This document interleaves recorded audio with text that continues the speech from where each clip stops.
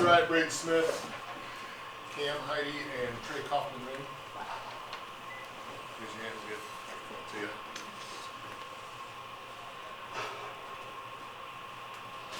Go.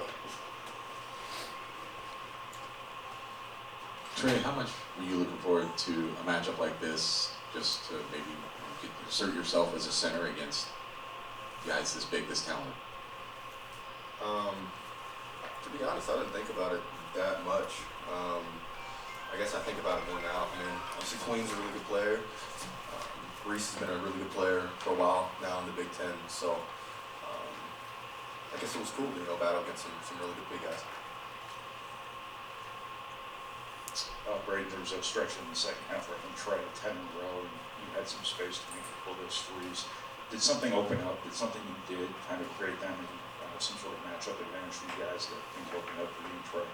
Yeah, I think it's just our everyday offense. Like if I come off a ball screen, I have my shot, I have it. If they overcommit to me, then I'm gonna hit Trey on that. And obviously Trey has shown and proven that he's a great player to either make that read and kick it out to 40% plus shooters, or to make that little floater that he shoots all the time. So I mean, we trust him, and that's what I told him. I mean, he missed some bunnies that he normally makes, and he should have had 40.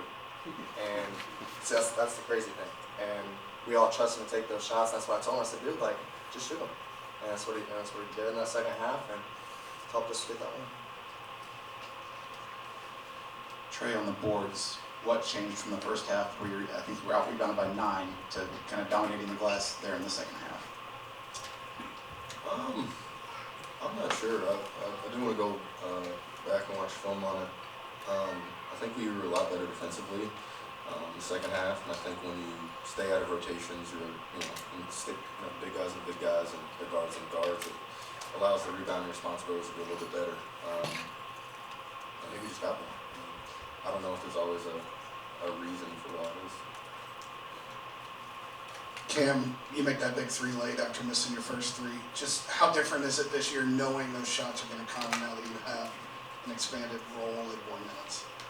Yeah, I would just say, it's kind of that feeling of just always being ready. Obviously I have great players around me. TK can kind of score the ball whenever. Braden can kind of score the ball whenever. And when you have both those ones in the pick and roll, I just got to be able to, catch and shoot or make the right play. And obviously when TK had the second half, he did, and it kind of forced them to help, and I was wide open. So, it's just me being ready. Cam, with the way your lineups are constructed right now, what do you guys have to do to deal with the strange reality that Purdue doesn't have the bigger front court in a lot of these games? I would just say it's kind of focusing on the little things. Obviously, when we have a small lineup out there, we got to focus on keeping big guys out of the paint. Not letting them get easy buckets, rebounding, defense. It's just kind of paying attention to detail. When we kind of get off track and kind of lose our minds a little bit, that's kind of when things go downhill for us. So. Just when we have this lineup out there, it's really just us paying attention to detail, knowing personnel, and kind of knowing what we need to do when we're playing bigger guys.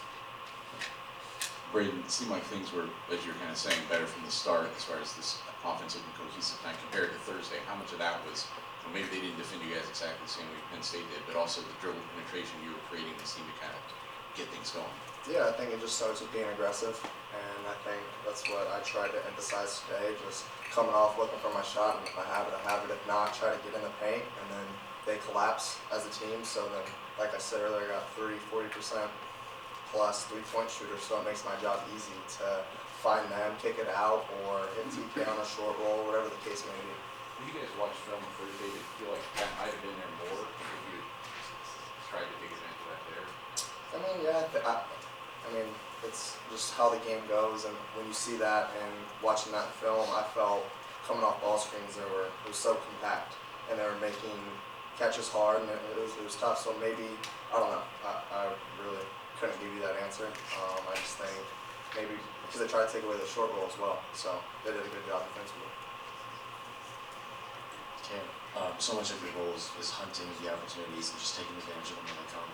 How have you had to learn that? Because obviously, I assume that wasn't your role in high school, so what's the learning curve on that?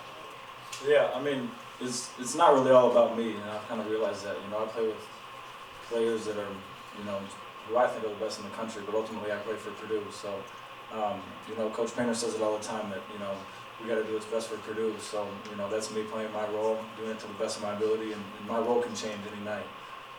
You know, obviously with different matchups, whatever it is, I just got to be ready to go out there and execute my role to the best of my ability. Trey, what are kind of the keys to you being so effective?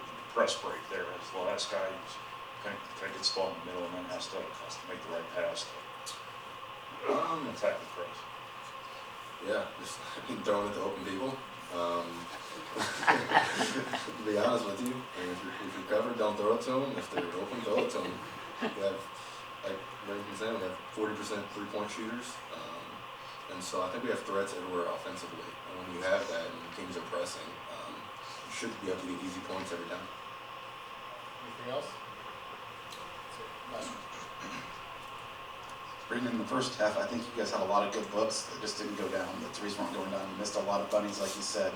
Did it feel like at halftime to be down 5, you were in a pretty good situation given the shot selection we're getting? For sure. I mean, we live with those. I mean, Coach Kramer says it all the time, take good shots and don't get mad about missing them. These are good shots, they're going to go in.